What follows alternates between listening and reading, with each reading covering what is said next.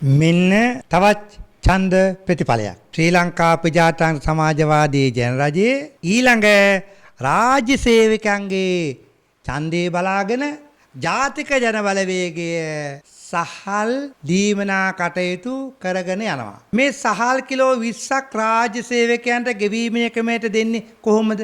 මුන්ට නම් අමු කැවිලා තියෙන්නේ. මගේ පිස්සු ටිකක් කොහෙවත් නැහැ. ජනතාව බලයට පත් කිරීමේ ගොල්ලන් රාජ්‍ය සේවකයන්ට සහල් කිලෝ 20ක් ගෙවීමේ ක්‍රමයට ලබා ගන්නද ලස්සන රටක් මහ විශාල පෝසත් රටක් ලස්සන ක්ලීන් ශ්‍රී ලංකාවක් කරන්ඩාපු ඇයෝ දැන් කොහොමද සහල් කිලෝ 20ක් රාජ්‍ය සේවකයන්ට ගෙවීමේ ක්‍රමයට දෙනවා කියන්නේ? දැම්මෙම රට බංකොලොත් කළාද රාජ්‍ය සේවකයන්ගේ කුස විතර තියෙන්නේ.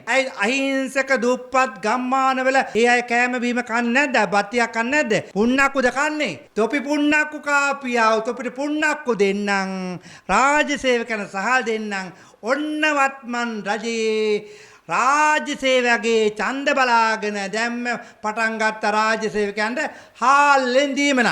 රාජ්‍ය සේවකයෝ එච්චරම හිගන්නු නෙමෙයි. ජාතික ජන බලවේගයේ උද්දච්චකම දැන් පැත්තක තියලා ජනතාවගේ ප්‍රශ්න විසඳන්න.